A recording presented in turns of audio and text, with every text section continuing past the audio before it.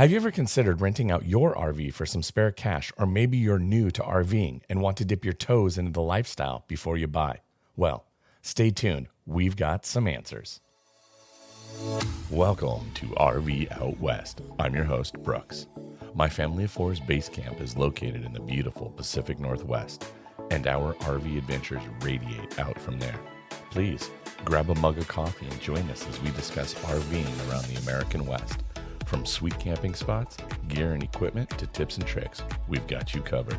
We are RV Out West. There are many RV rental companies out there, but in this episode, we hear about a man with an idea who is disrupting the RV rental industry. Jason Carlson, CEO of Wallabing, with a different kind of name, offers a different kind of experience. Jason is joining us, and he shares with us about what the RV lifestyle means to him, why he saw a need for Wallabing, and he tells us all about the trials and tribulations for starting this business. Jason, thank you so much for joining us here on RV Out West. Yeah, thanks for having me. I'm excited too. So first things first, what I kind of want to get into a little bit is give me a quick little bio about yourself. Okay, sure. Sounds good. Well, I was born in California, and then very quickly my parents separated, and so I spent kind of my early days in Oklahoma. There wasn't the same kind of things to do as there were in Southern California, so growing up, it was an awful lot of camping and outdoors and fishing and hiking. What my background as a kid was, and then as I got older, that kind of exploring nature and all that kind of just stuck with me. But really, the biggest part of my life has always been in getting outdoors and exploring nature and having a great time out in the big, wide, wonderful world that we have to explore. So tell me, what kind of got you guys interested in RVing and the RV lifestyle? Kind of an interesting story. So, like I mentioned, growing up in Oklahoma with my stepfather's family, um, they were really big into camping, and they had taken many trips when he was a kid, and they always kind of went to the same places. And then this one time they stumbled upon the South Fork campground in the San Juan National Forest in Colorado, just outside of Wolf Creek. Okay. And it just, their original campground was booked. They ended up there and had such a wonderful and great time that they went back every year for their anniversary for 50 years. Oh, what fun. What a Oh, cool. Yeah. so fun. Yeah. They had great things like the 3 mile hike and the 1 mile hike and the hot springs and hiking down to go fishing. And it just, it's an amazing time. As they did that over the years and the family got older, we all started kind of going with, first my parents and the aunts and uncles, and we would have hand me down campers and pop up campers. And then from there, as us kids got older, we started doing the same.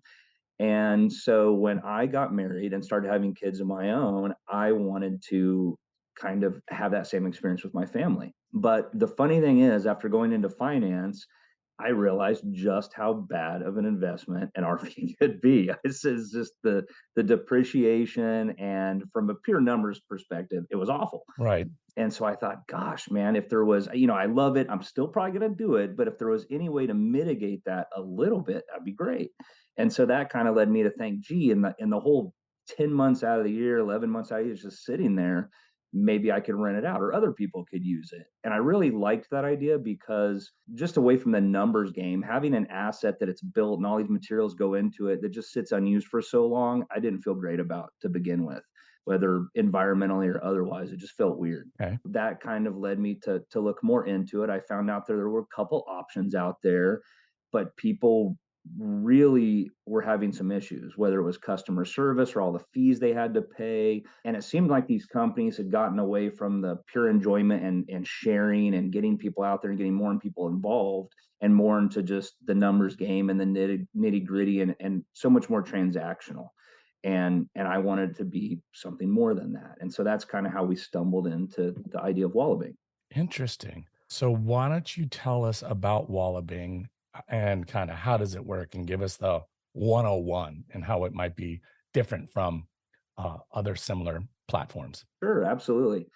Well, kind of like I was saying, one of the first things we found was that owners of RVs, or even dealers that I hesitate to say dealers, rental locations, better way to look at it, that have a few RVs or consignment RVs, and even Joe or Sue down the street with their own RVs. There's a lot of fees attached to the rental process: insurance, roadside assistance, and then the percentages that owners are charged. And looking more into it, I found that most of the companies, if not all, would charge an owner to list their RV, whether it was 3% up to 25% at the biggest I saw. When it was rented, when an RV was rented, that would be their charge. And it was on the whole thing, on not just the nightly rate, but a fee tacked onto everything they wanted to do, adding a kayak or biking or the mileage. Everything had an added fee. And then what compounded that was on the renter side, they would also charge the renter percentages too. And so it just seemed to start get excessive. And I thought, well, for us, we just, again, going back to the original intent, was to see if people could share these big assets, kind of, help the environment and the waste and stuff just sitting there, and making some money for themselves with that asset, while simultaneously letting renters have a lower cost way to get out and enjoy the outside or have fun family vacations. And so what we did with Wallabing is I looked everywhere we could trim things. We went through a great insurance agency, comprehensive national agency that do amazing things all the way over the United States and Canada. Same with our roadside assistance. We found a great one where we're differentiated there because they'll actually go offsite to the campground to help people out. So it's not your typical roadside. And then when it came down to the fees, we just cut everything out. We said, owners, full stop, it's free to list with us and free to rent it out. So if you want to make $100 a night, that's what you're going to make. I will never take a dollar from you as an owner.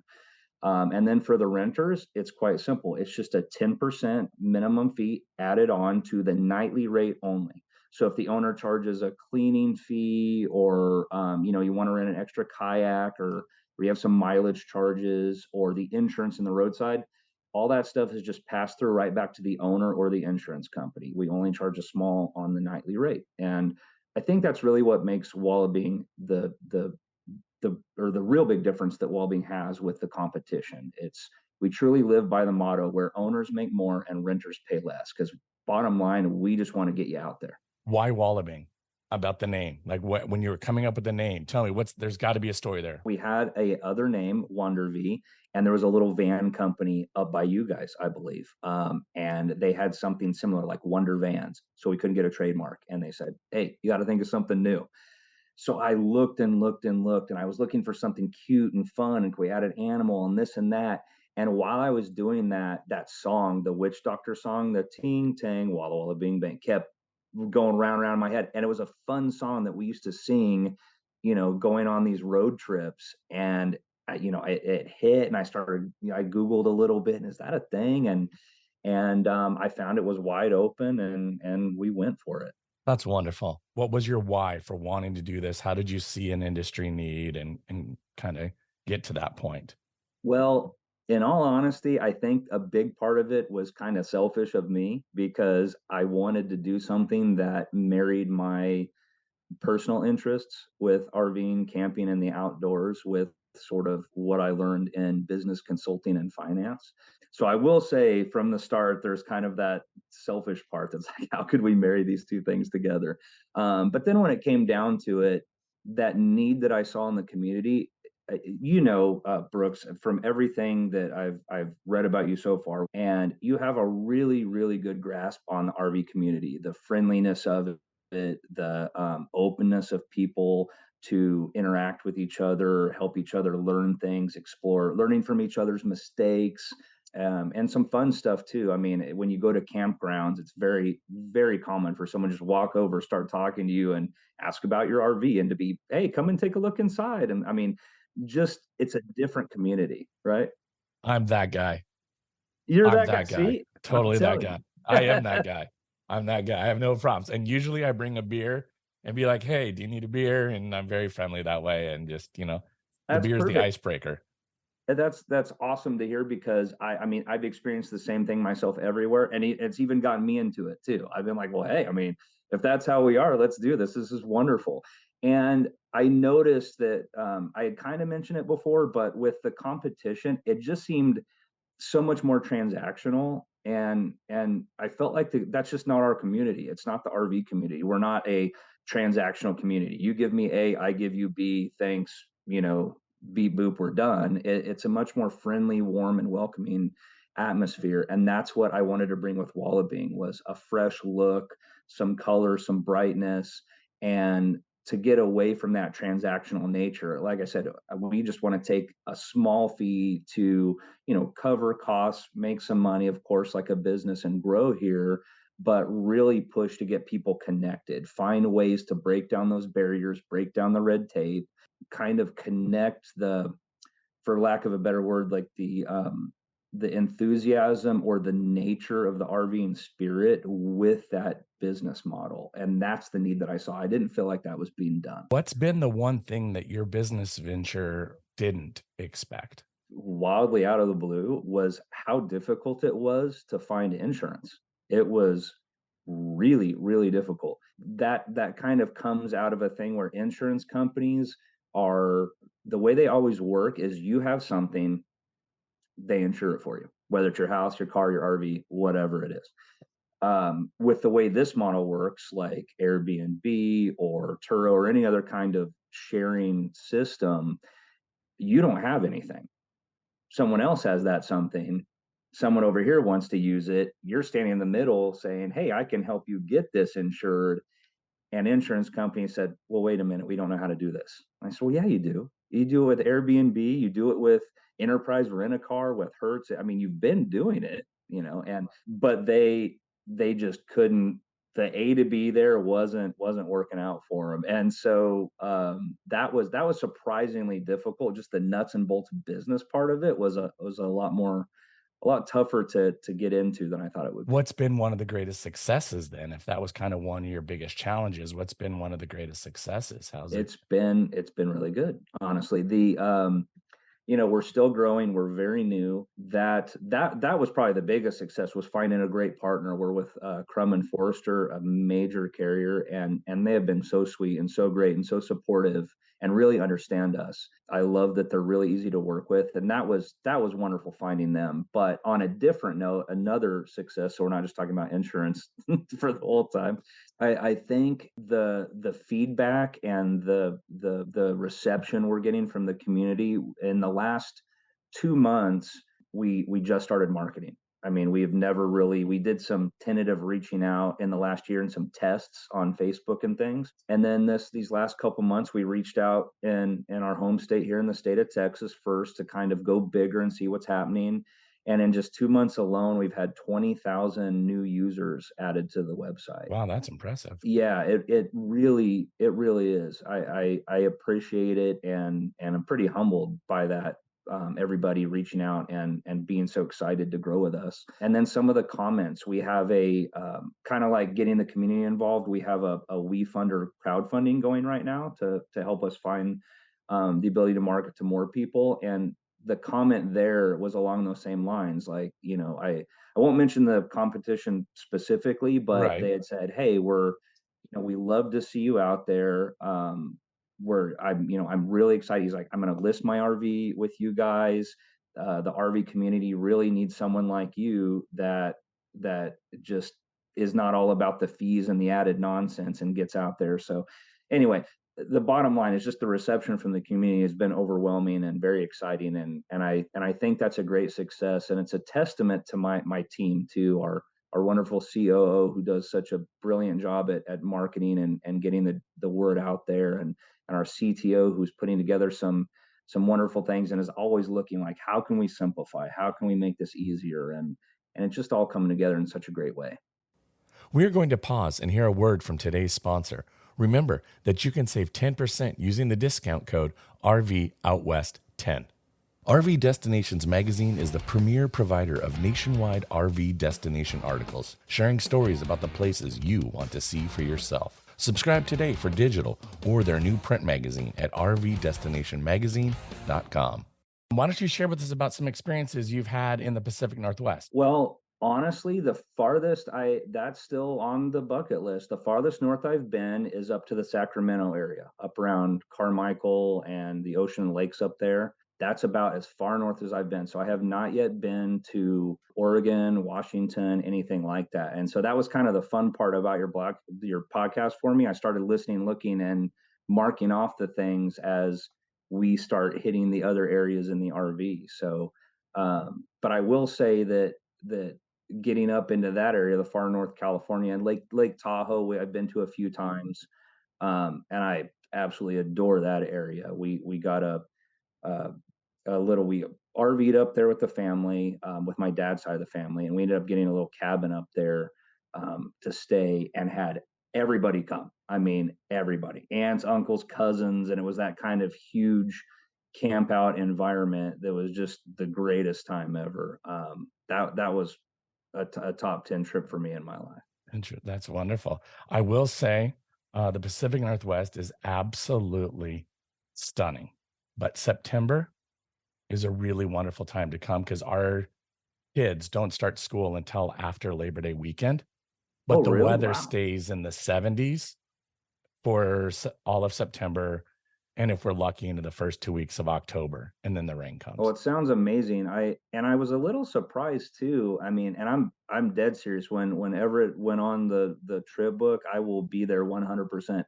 Just be all the things that you guys listed that were available to do there, and you reading the blurb, about not so many people coming to visit and whatever. I'm like, I was shocked because the list of things to do there. I'm like, how is this not a major Yeah, destination? yeah, yeah, And yeah. I have a question for you now. yeah, sure. Tell me about 3 most influential people in your life and how they impacted you. Oh, wow. That's a fun one. The first most influential person in my life would probably be my grandmother, growing up. She was, like I said, my parents had split up when I was younger. And so every summer I would go back to California to visit my dad, and he would drop me off to stay with my grandmother. And what she would do, this older lady, she would read. Back in the day, we had Nintendo Power magazine, and it's how you found tips and tricks on old Nintendo games, right? Yeah. Yes. Yes, I remember. So she would read about Nintendo games, but she was older, didn't know how to play, and she would get a game and have me play the game while she read the magazine and told me what to do. And it was the greatest time ever. But that really taught me to get down, on a different level with my own kids. I don't think that Nintendo was her number one most favorite thing to begin with, but it's just she saw my interest and wanted to connect, and it was such a wonderful and creative way to do that. So it's taught me how to kind of get outside the box with my own kids and do that, and I'll love that forever. My second most influential person would probably be my I had a great teacher in high school, and he was my honors English teacher, and also the athletic director. But he saw some potential there, and I was sort of a lazy student. I had a real good aptitude for certain things, especially English, but I was lazy. I would do the minimum, turn it in, move on with my life in high school. And he finally said, "Hey, look, if you stay in, honors programs," he's like, "I'm giving you a C, but if you stay in honors programs through the rest of high school and can do well, I'll go back and change it to an A."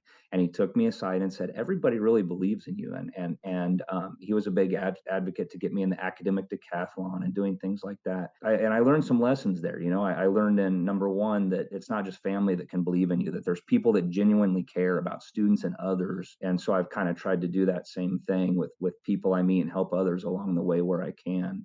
And I think that was just a wonderful lesson as well that I've carried with me. And honestly, after that, I would say it would be, and they're all kind of together, but I can't separate out, um, my wife from the rest. She's right in there as well, and she has been so supportive. I had some health issues. COVID was not kind to my lungs and some things with me, and no matter what, she has always been there, being so supportive and loving and kind of unconditionally caring. And even with Wallabing, she's right there doing what she can to help.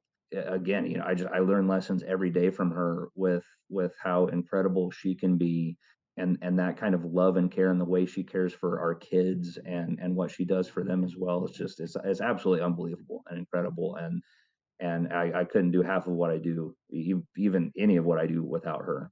I would like to ask you, what is something that I didn't ask you that you would wished I had asked you that you would like to discuss? Oh gosh, we've covered so many great things, honestly. Okay, well, and that's I, okay. You don't have to have an answer. I just want to give you the opportunity. oh, you know what? I think favorite place to visit in general, camping or in the outdoors. I think Yes, that's great. a great question. Tell me about it. Um, well, honestly, I'm blown away a lot. I mean, even by the picture behind you, I just there's so many things that just blow me away outdoors. But there's two that really stand out. For the record, The that's the going to the Sun Road in Glacier National Park. Oh, cool. Well, now Yeah. I know, see Yep. another one to add. Got to get up to Um, Montana. the oh, that's yeah, it's gorgeous. The So the first one would be the Grand Canyon. It's one of those things you hear about it all the time and forever. Oh, it's super great, super great. I'm like, yeah, it's a big hole in the ground. I'm sure it looks beautiful. It looks great. I don't really poo-poo nature that bad, but you kind of like, can it really be that great? And then you go to it and you're standing on the edge and you're like, yeah, oh man, it was 100% that great. It's breathtaking. It is unbelievable. Um, and then the other one was a little different. I went for my brother-in-law's. I was the officiant in my sister and brother-in-law's wedding, so I got invited to the bachelor party. And for his bachelor party, he's a big geocacher and has gotten me into it. So we went out in Colorado to kind of go look around for geocaches and have some fun with that. And one of them was at the top of a mountain, basically, and we had to hike and hike, and it went from a nice balmy day to having to put on coat and everything else because it turned into snow. And I mean, I'm not kidding, it went from 80 down to probably 30 at the top. And it was the wildest thing, and it was so tough and so difficult. And by the time I got to the top and saw the views, it made everything worth it. And that was a real great trip too. Okay. Well, my last question for you is, where can listeners find Wallabing online? Oh, a couple places. You can find us at www.wallabing.com, WALLABING.com. You can find us on the iOS store if you have Apple device, or on at the Android store as well. And you can also find us at wefunder.com/Wallabing. And that will tell you a lot more about the business side of the company and a lot of the traction and fun stuff that's happening with us there, and a couple cool videos and things like that too. Well, Jason, thank you so much for taking the time to speak to us here on RV Out West. I really appreciate you taking the time out of your day. Thank you. Oh, thanks for having me, Brooks. It has honestly been a blast. Really cool. Thank you so Yeah, much. thank you. Thank you so much for listening. To help the show grow, please share with your RVing friends and family about this podcast. If you have an idea for a topic you'd like me to discuss, please contact me via rvoutwest.com. Our next full episode in 2 weeks, we are going to do a deep dive into the Oregon coast, one of the most top-rated destinations in Oregon. Many people flock from all over the world to see this beautiful coastline, but there's just so much to see and do along the way. Even if you're a seasoned Oregon coast RVer, there will be something for everyone in this episode. You won't want to miss it. Now, get out there, explore, and go see what's beyond the horizon. Thanks so much for listening to RV Out West. Join us again in 2 weeks with our next episode. Please like and subscribe to our podcast on iTunes or wherever you choose to get your podcasts so you never miss an episode. And I sure would appreciate if you left a rating or a review of the show. Special thanks to Scott Holmes Music for providing the intro song, We Are One. RV Out West can be found on Instagram and Facebook, where you can interact with us and follow along on our RV adventures around the Pacific Northwest. So get out there, explore, and go see what's beyond the horizon.